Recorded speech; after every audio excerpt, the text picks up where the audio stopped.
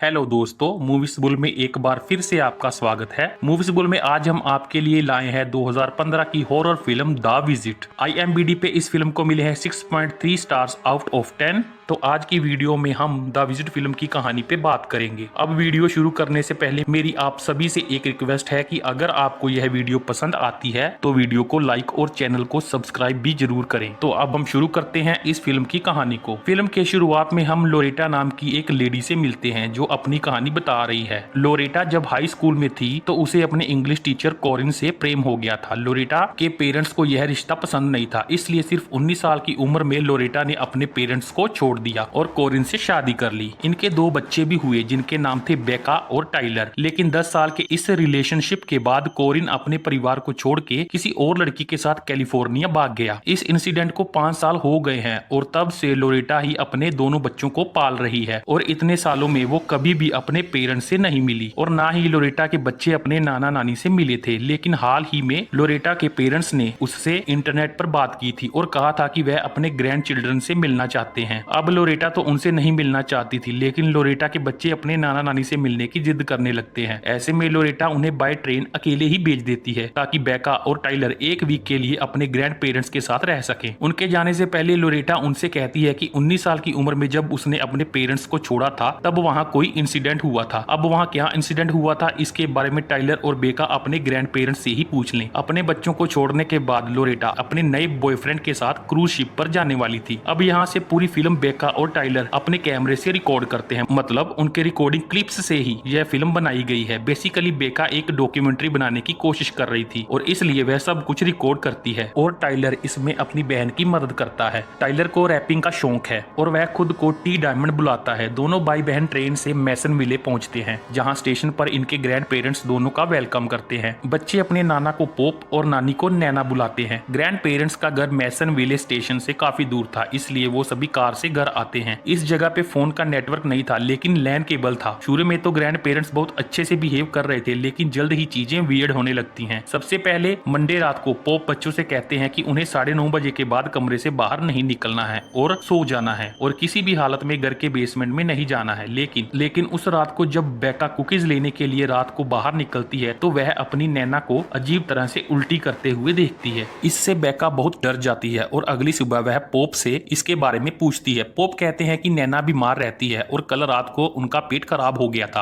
अब उस दिन टाइलर देखता है कि पोप घर के बाहर वाली शेड में जाते हैं जिसे वह लॉक करके रखते हैं। अब दिन में यह दोनों बच्चे घर के नीचे हाइड एंड सीक खेल रहे थे, तभी एकदम से नैना इनके पीछे वियर्ड तरीके से भागने लगती है। वो कहती है कि मैं भी हाइड एंड सीक खेल रही थी। इसके बाद जब पोप और नैना वॉकिंग करने जाते हैं तो कोई डॉक्टर सैम उन्हें खोजते हुए यहाँ आता है। बेका उनसे मिलती है और डॉक्टर सैम उसे बताते हैं कि उसके ग्रैंड पेरेंट्स पास के हॉस्पिटल में पेशेंट्स की काउंसलिंग करते हैं, लेकिन लास्ट विजिट के टाइम वो नहीं आए थे और इसलिए वो उन्हें अगले विजिट के लिए इनवाइट करने आए थे। अब सैम के जाने के बाद टाइलर घर के बाहर वाले शेड में चुपके से जाता है जहां उसे ढेर सारी यूज्ड एडल्ट डायपर्स दिखते हैं। ग्रैंड पेरेंट्स के आने के बाद जब टाइलर ने नैना से इस बारे में पूछा तो नैना कहती है कि पोप बूढ़े हो गए हैं तो इसलिए वह डायपर पहनते हैं और इन डायपर्स को वो एक जगह जमा करते हैं और जला देते हैं। अब पोप को यह सारी बातें बच्चों के सामने बताने में शर्म आती है, इसलिए वो डायपर को शेड में रखते हैं। इसके बाद पूरी फैमिली कार में बाहर जाते हैं जहां एक जगह पोप एकदम अजीब तरह से बिहेव करते हुए एक अनजान आदमी पे हमला कर देते हैं, क्योंकि उन्हें लग रहा था कि वो अनजान आदमी उनका पीछा कर रहा है, जबकि ऐसा बिल्कुल भी नहीं था। अब उस रात बेका और टाइलर को अपने कमरे से बाहर थोड़ी आवाज आती है और चेक करने पे वो नैना को नेकेड हालत में दीवार पर स्क्रैच करते हुए देखते हैं। यह दृश्य देखकर टाइलर तुरंत दरवाजा बंद कर लेता है। अब अगली सुबह बच्चे नोटिस करते हैं कि पोप किसी कॉस्ट्यूम पार्टी के लिए तैयार हो रहे थे, जबकि ऐसा कुछ नहीं था। वहीं नैना भी बेका को ओवन में घुसकर ओवन साफ करने के लिए कहती है। टाइलर और बेका अपनी मॉम को स्काइप कॉल करके सब बताते हैं और उनकी माँ कहती है कि बुढ़ापे में यह सब कॉमन है। इसके बाद बेका नैना को अपनी डॉक्यूमेंट्री के लिए इंटरव्यू देने के लिए कहती है। इंटरव्यू के दौरान बेका नैना से पूछती है कि जिस दिन आपकी बेटी घर छोड़ के गई थी उस दिन कोई इंसिडेंट हुआ था क्या। यह सुनकर नैना एकदम से बहुत अजीब रिएक्ट करती है, जिससे बेका को ये इंटरव्यू रोकना पड़ता है। अब इसके बाद टाइलर लिविंग रूम में हिडन कैमरा छुपाने के बारे में सोचता है ताकि वह रिकॉर्ड कर सके कि रात को घर में क्या क्या होता है, लेकिन बेका उसे हिडन कैमरा लगाने से रोक लेती है। अब उस रात फिर से नैना अजीब तरह से घर में घूम रही थी, जो कि यह दोनों बच्चे देख लेते हैं। अब अगले दिन बच्चे नैना को कुएं में झांकते हुए देखते हैं, लेकिन चेक करने पर उन्हें कुएं में कुछ नहीं मिलता। इसके बाद बेका और टाइलर एक दूसरे का इंटरव्यू लेते हैं, जिसमें टाइलर बताता है कि जब वह 8 साल का था तो वह एक रग्बी गेम के दौरान फ्रीज हो गया था और उसकी टीम हार गई थी। उस घटना के बाद उनके पिता उन्हें छोड़कर चले गए थे। और बेका बताती है कि वह कभी भी खुद को मिरर में नहीं देखती। ऐसा इसलिए क्योंकि जब इनके पिता इन्हें छोड़कर गए थे तब उन्होंने बेका के लिए बस एक कार्ड छोड़ा था, और इससे बेका को लगने लगा कि उसके पिता उसे इम्पोर्टेंट नहीं समझते थे और बेका अपनी ही नजरों में खुद को कम आंकने लगी थी। तभी उस दिन इनके घर स्टेसी नाम की एक लड़की आती है जो पाई लेके आई थी। नैना और पोप घर पर नहीं थे। स्टेसी बताती है कि वह पास के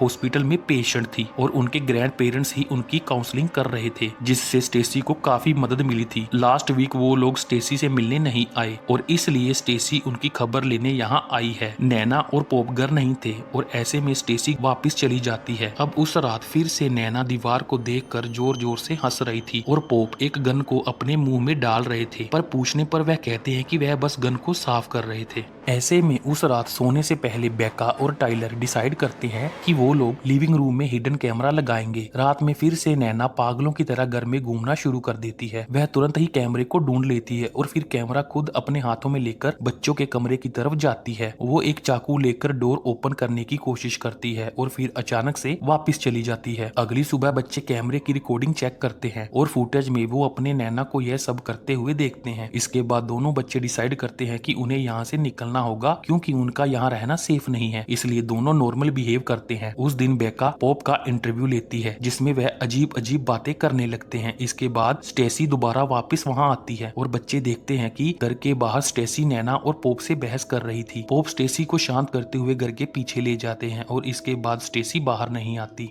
अब तक बेका और टाइलर समझ चुके थे कि उनके ग्रैंड पेरेंट्स मेंटली स्टेबल नहीं है। वह अपनी मोम को स्काइप कॉल करते हैं और उन्हें जल्दी से यहाँ आने के लिए कहते हैं। बातों बातों में वो लैपटॉप के कैमरे की मदद से अपनी मोम को उनके पेरेंट्स दिखाते हैं और यहाँ इनकी मोम कहती है कि वो दोनों मेरे पेरेंट्स नहीं है। मतलब अब तक बेका और टाइलर अपने ग्रैंड पेरेंट्स के साथ नहीं बल्कि किसी और के साथ रह रहे थे। लोरेटा तुरंत पुलिस को कॉल करती है, पर पुलिस को कॉल नहीं लगती और इसलिए लोरेटा तुरंत यहाँ आने का फैसला करती है। उस रात नैना और पोप बच्चों के साथ बोर्ड गेम खेलने लगते हैं और दोनों एकदम पागलों की तरह बिहेव कर रहे थे। बेका कैमरा चार्ज करने के बहाने बेसमेंट में जाती है, जहाँ उसे अपने असली ग्रैंड पेरेंट्स की फोटो, उनके कपड़े और उनकी लाश भी मिलती है। तभी पोप बेका के पीछे आ जाते हैं और वह बेका को एक कमरे में बंद कर देते हैं। उसी कमरे में नैना भी थी। इसके बाद पोप टाइलर पर हमला कर देते हैं और उसे किचन में ले जाते हैं। वहाँ वो टाइलर के चेहरे पर अपना यूज्ड डायपर रगड़ते हैं, पर टाइलर फ्रीज हो चुका था, मतलब कि वह डर के कारण हिल भी नहीं पा रहा था। दूसरी तरफ नैना बेका पर हमला करती है और इस हमले में कांच टूट जाता है। यहाँ बेका इस कांच के टुकड़े को उठाकर नैना पर हमला करके उसे मार देती है। फिर वो कमरे का दरवाजा तोड़ती है और पोप पर भी हमला करती है, पर पोप यहाँ बेका को गिरा देता है। एकदम से टाइलर अपने होश में आता है और वह पोप को गिराकर फ्रिज के डोर से उनके सर पर मारकर उन्हें खत्म कर देता है। इसके बाद दोनों बच्चे घर से बाहर निकलते हैं। पुलिस वहाँ आ चुकी थी, साथ में उनकी माँ लोरेटा भी आ चुकी थी। दोनों बच्चे रेस्क्यू हो जाते हैं। अगला सीन थोड़े समय बाद का है, जहाँ हम लोरेटा के इंटरव्यू की क्लिप को देखते हैं। लोरेटा बताती है कि जब वो 19 साल की उम्र में घर से भागी थी तब उसने अपनी माँ को हिट किया था, जिसके कारण लोरेटा के पापा ने उसे मारा था और उस वक्त यही इंसिडेंट हुआ था। फिल्म के एंड में हम बेका और टाइलर के पिता के साथ उनकी बचपन की क्लिप्स देखते हैं और क्रेडिट सीन में टाइलर रैप करता हुआ दिखाया जाता है। यहीं पर यह फिल्म खत्म हो जाती है। तो दोस्तों, यह थी द विजिट फिल्म की कहानी और यहाँ मैं आपको कुछ बातें क्लियर कर देता हूँ जो हो सकता है आपको समझ में ना आई हो। जैसे कि बच्चों के ग्रैंड पेरेंट्स की जगह जो अननोन लोग रह रहे थे वो कोई और नहीं बल्कि पास ही के हॉस्पिटल से भागे हुए मरीज थे। उनकी मेंटल कंडीशन अच्छी नहीं थी और उनकी काउंसलिंग चल रही थी और उनकी काउंसलिंग भी बच्चों के असली वाले ग्रैंड पेरेंट्स कर रहे थे। असली वाले ग्रैंड पेरेंट्स ने उनकी काउंसलिंग के दौरान उन्हें बच्चों के विजिट के बारे में बता दिया होगा, इसलिए उनको मारकर इन दोनों ने उनकी जगह ले ली थी, क्योंकि ये दोनों पागल जो थे। और स्टेसी की बात करें तो उसे भी इन दोनों ने घर के पीछे ले जाकर मार दिया था, क्योंकि वो असली ग्रैंड पेरेंट्स को पहचानती थी। अब इसी के साथ हमारी कहानी यहीं पर खत्म होती है। दोस्तों, आपको वीडियो अच्छी लगी हो तो लाइक जरूर करें और चैनल को सब्सक्राइब करना ना भूलें। तो मिलते हैं आपसे नेक्स्ट वीडियो में। Thank you.